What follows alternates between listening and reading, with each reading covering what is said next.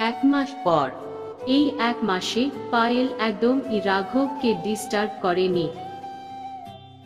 মানে রাঘব যদি এক রাস্তা দিয়ে যায় তাহলে পায়েল সেই রাস্তা ছেড়ে অন্য রাস্তা দিয়ে যায়। মুখোমুখি ইগনোর করা যাকে বলে। ওর মনে যে কি চলছে তা ও জানে, আর ঈশ্বরই জানেন। এই দিকে রাঘবের মা বাবাও এসেছেন এখানে, প্রায় এক মাস হতে চলল। তারা এখানে ছেলের কাছে কিছুদিন থাকতে এসেছিলেন। তাই রাঘব প্রায় এক মাস আগে এক সপ্তাহের ছুটি নিয়েছিল আর নিজের মা বাবাকে নিয়ে সময় কাটিয়েছিল।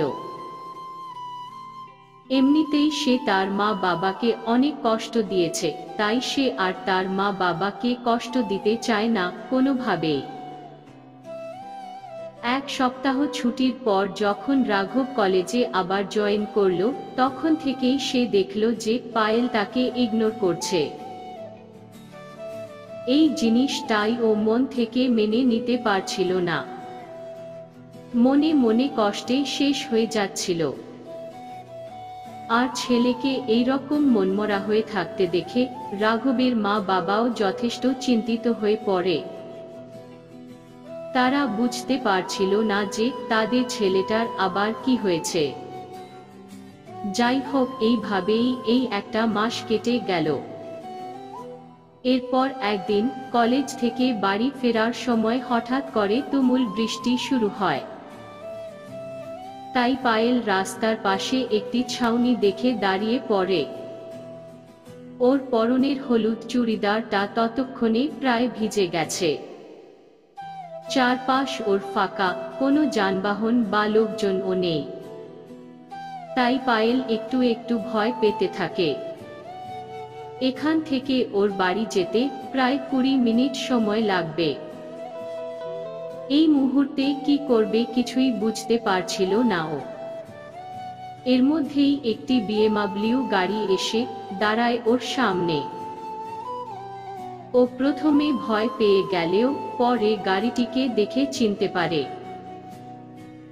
ততক্ষণে গাড়িটির এপাশের দরজা ভেতর থেকেই খুলে যায় আর গম্ভীর কণ্ঠে গাড়ির মালিক বলে ওঠে, উঠে এসো।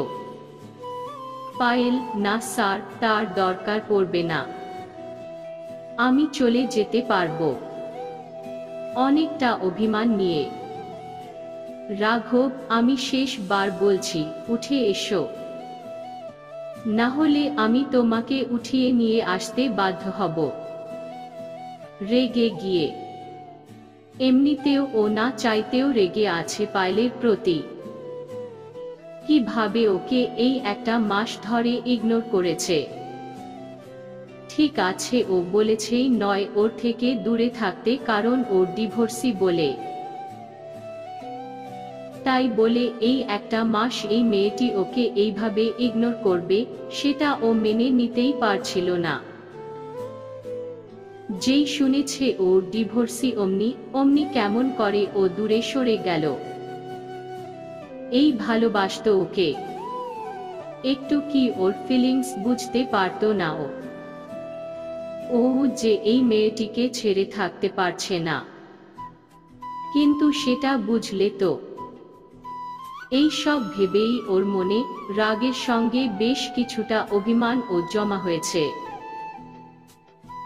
এদিকে রাঘবের রাগী গলার আওয়াজ শুনে পায়েল আর বেশি জেদ করল না। উঠে বসলো ওর গাড়িতে। রাঘব, সিট বেল্টটা লাগিয়ে নাও, সামনের দিকে তাকিয়েই বলল। পায়েল ওর কথা শুনে সিট বেল্ট ধরে বেশ কিছুক্ষণ টানাটানি করেও যখন লাগাতে পারল না, তখন রাঘব নিজেই এগিয়ে এসে ওর সিট বেল্টটা লাগিয়ে দিল। এতক্ষণ ও আর চোখে দেখছিল পায়েলের সিট বেল্ট ধরে টানাটানি। ও যখন সিট বেল্টটা লাগাচ্ছিল তখন পায়েল দম বন্ধ করে বসেছিল। স্যারের এতটা কাছে যে কোনোদিন আসতে পারবেও সেটা ও স্বপ্নেও ভাবেনি। রাঘবের ও হার্টবিট দ্বিগুণ বেড়ে গেছে ওর কাছে এসে। কোথায় লিন্ডার সাথে থাকার সময় তো কোনোদিন এইরকম হয়নি। লিন্ডার সাথে তো ওর ফিজিক্যাল রিলেশন ছিল, তাও তো কোনোদিন এরকম ফিলিংস হয়নি। তাহলে এই মেয়েটার এইটুকু কাছাকাছি এসেই কেন এরকম ফিলিংস হচ্ছে ওর? তার মানে কি এটাই ভালোবাসা? ভালোবাসার মানুষের সামনে আসলেই শুধু এরকম হয়? হবে হয়তো। রাঘব সিট বেল্ট লাগিয়ে দিয়ে কখন যে পায়েলের দিকে ঝুঁকে এসে ওর দিকে তাকিয়ে থাকতে থাকতে আর ওর শরীরের গন্ধ নিতে নিতে নিজের ভাবনায় বিভোর হয়ে গেছে তার কোনো খেয়ালই নেই ওর। পায়েল বেশ কিছুক্ষণ পর চোখ খুলতেই ওদের দুজনের চোখাচোখি হয়ে যায়, আর দুজনেই খুব লজ্জা পেয়ে যায়। রাঘব তাড়াতাড়ি করে সরে এসে গাড়ি স্টার্ট দিল, আর পায়েল গাড়ির জানালার দিকে মুখ করে বসে রইল। কিছুক্ষণ পর, রাঘব, এবার কোন দিকে যাব? পায়েল বাম দিকে গিয়ে সামনের 2 নম্বর বাড়িটা। রাঘব পায়েলের কথা মতো জায়গায় এসে গাড়ি থামাতেই দেখতে পেল একটা সাদা রঙের সুন্দর ছোট্ট 2 তলা বাড়ি। বাড়িটার ডিজাইন খুবই সুন্দর। পায়েল যে মধ্যবিত্ত পরিবার তা রাঘব বুঝতে পারল। তবে এটা ভেবে ভালো লাগলো ওর যে এই দুষ্টু মিষ্টি মেয়েটা ওর আর নিজের স্ট্যাটাসের পরোয়া না করেই ওকে ভালোবেসেছে। কে কি বলবে এটা ভেবে দেখেনি। কিন্তু তাহলে ও ডিভোর্সি শুনে কেন পিছিয়ে গেল? পায়েল, ধন্যবাদ স্যার, আসছি, এইটুকু বলেই চলে গেল ও। আর রাঘব ওর যাওয়ার দিকে তাকিয়ে থাকলো একভাবে। 2 দিন পর সন্ধ্যায় রাঘব বাইরে থেকে এসে দেখে যে ওর 3 BHK ফ্ল্যাটের ড্রয়িং রুমটা খুব সুন্দর করে গোছানো, আর কিচেন থেকে খুব সুন্দর সুন্দর রান্নার গন্ধ আসছে। ও কিছু বুঝতে না পেরে জিজ্ঞেস করেই ফেলল ওর মাকে, রাঘব, মা, বাড়িতে কেউ আসছে নাকি? রাঘবের মা, হ্যাঁ বেটা, আজ কিছু লোক আসবে, তুমি তাড়াতাড়ি রেডি হয়ে নাও, তোমার বেডে ব্লু পাঞ্জাবি রাখা আছে। রাঘব, কিন্তু কে আসবে মা যে পাঞ্জাবি পরতে হবে? আর এখানে তো আমরা কাউকে চিনিও না। রাঘবের মা, বেটা, এত কথা বলার এখন সময় নেই, তাই প্লিজ তাড়াতাড়ি রেডি হয়ে যাও। রাঘব আর কথা না বাড়িয়ে রেডি হতে চলে গেল। সন্ধে ঠিক 6টায় রাঘব ওর মা বাবার সাথে ড্রয়িং রুমে অপেক্ষা করছে গেস্টদের জন্য। রাঘব, মা, এখন তো বলো কে আসবে? রাঘবের মা, আজ তোমার এঙ্গেজমেন্ট, তাই মেয়ের বাড়ির লোক আসবে এখন। রাঘব, হোয়াট? বলে দাঁড়িয়ে গেছে মায়ের কথা শুনে। এটা তুমি কি বলছো মা? আর তোমরা এখানে মেয়ে কোথায় পেলে? আর আমার অতীত?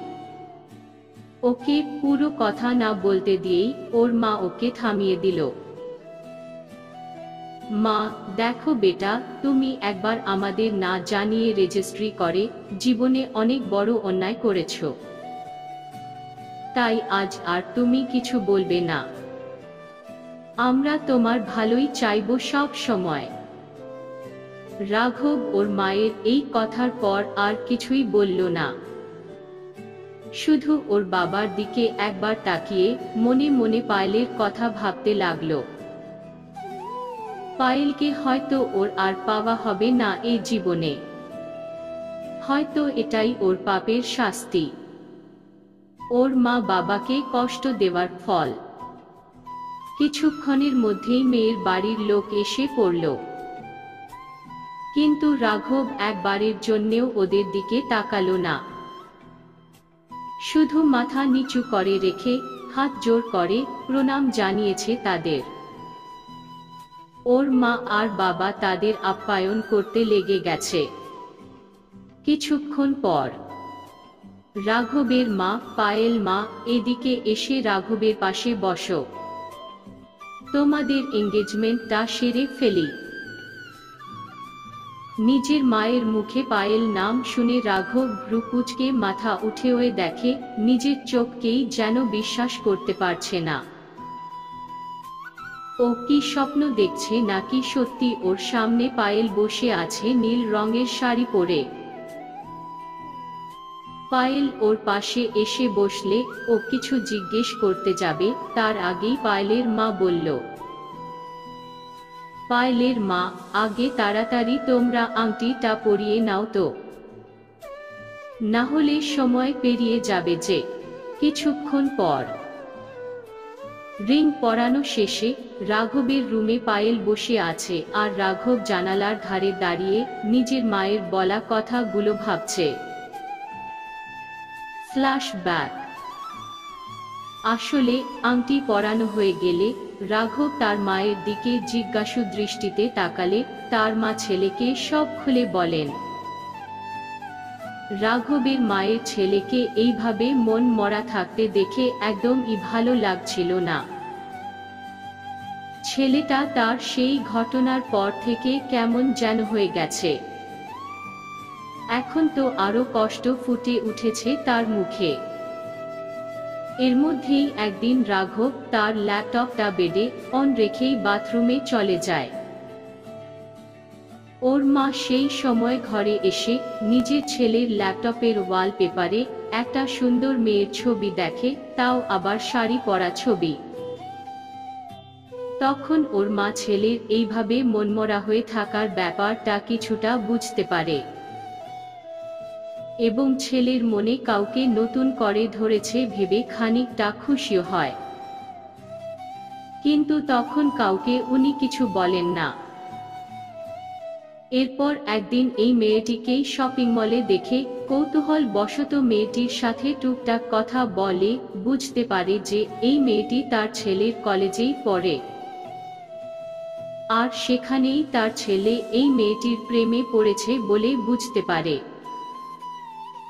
আর সে যে নিজের অতীত চিন্তা করেই এরকম কষ্ট পাচ্ছে তা তিনি মা হয়ে খুব অনায়াসেই বুঝতে পারেন। সেদিনই তিনি বুদ্ধি করে পায়েলের থেকে তার ঠিকানাটা নিয়ে নেয় আর পায়েলের ও উনার সাথে কথা বলে ভালো লাগায় নিজের ঠিকানা খুশি খুশি দিয়ে দেয়। আসলে কোন মা চাইবে না নিজের ছেলের ভবিষ্যৎ ভালো করতে, তাই তিনিও তার ব্যতিক্রম নয়।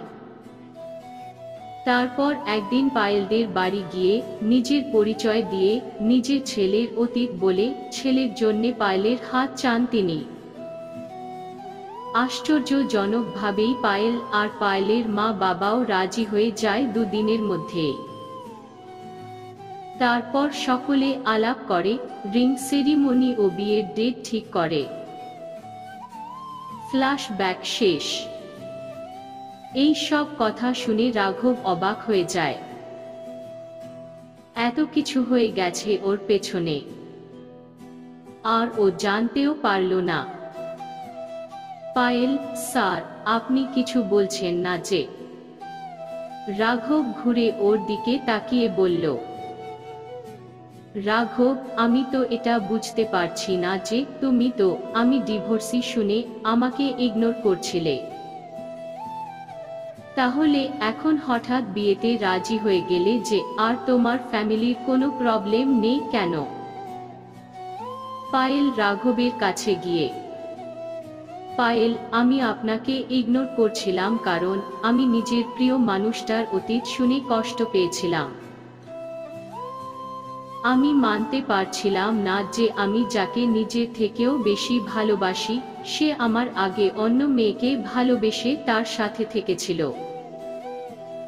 বলতে বলতে কেঁদে ফেলেছে ও। আর আমার ফ্যামিলি 2 বছর ধরে আমার আপনার প্রতি ভালোবাসা দেখে আসছে, আপনার জন্যে স্বপ্ন বোনা দেখে আসছে। তাই তারা আর অমত করেননি। তাদের মেয়ের খুশিতেই তাদের খুশি লুকিয়ে আছে। আমার খুশির থেকে আপনার অতীত ওদের কাছে বড় নয়। তাই বিয়েতে একবারেই রাজি হয়ে গেছে। কিন্তু আপনি তো অন্য কাউকে ভালোবাসেন, তাই আপনার অমত থাকলে না করতে পারেন আপনি। অভিমান ওর কথায় ঝরে ঝরে পড়ল।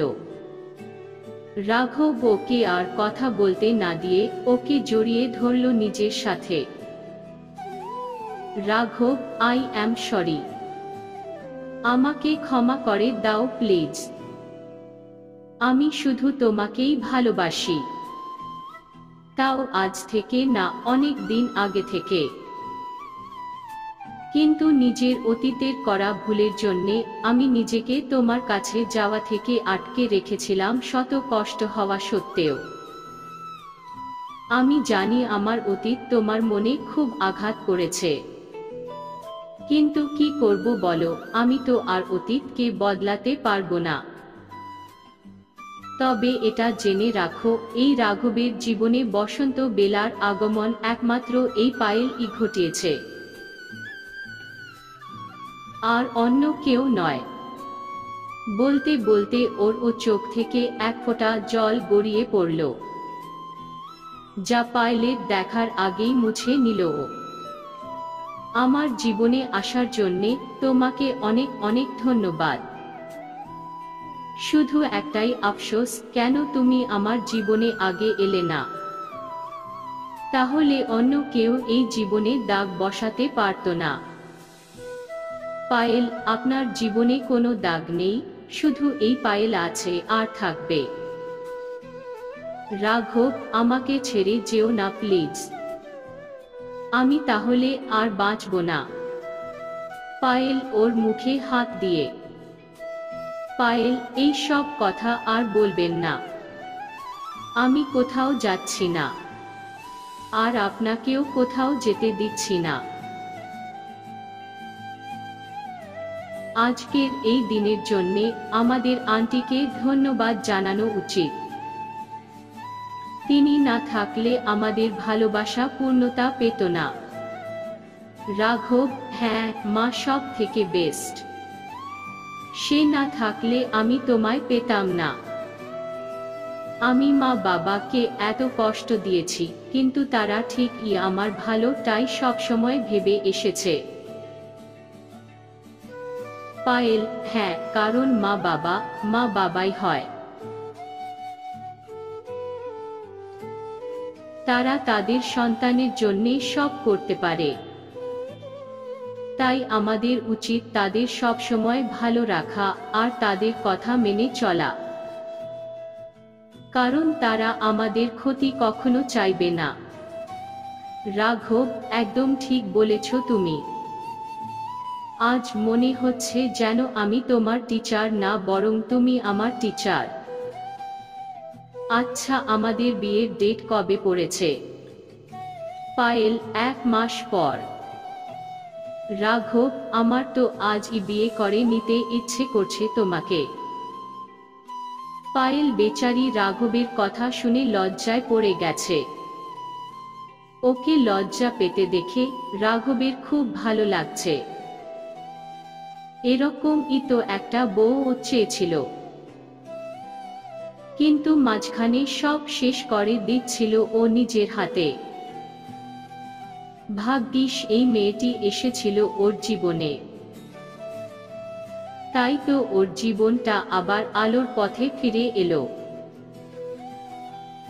রাঘব, আচ্ছা, 2 দিন আগে গাড়িতে বললে না তো যে তোমাদের বাড়িতে আমার মা গিয়েছিল? পায়েল, ইচ্ছে করে বলিনি।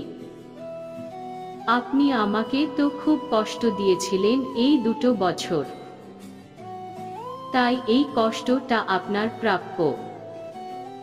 রাঘব, আচ্ছা তাই নাকি? তাহলে দেখো আমি এবার কি করি। বলে পায়েলকে কাতুকুতু দিতে আরম্ভ করলো, আর পায়েল হাসতে হাসতে রাঘবকে সঙ্গে নিয়ে বিছানায় পড়ল। রাঘব পায়েলের উপর পড়ে ওর দিকে তাকিয়ে থাকলো একভাবে। তারপর হঠাৎ করে পায়েলকে কিস করে বসল। পায়েল প্রথমে লজ্জা পেলেও পরে ঠিকই রাঘবের ডাকে সাড়া দিল। সমাপ্ত।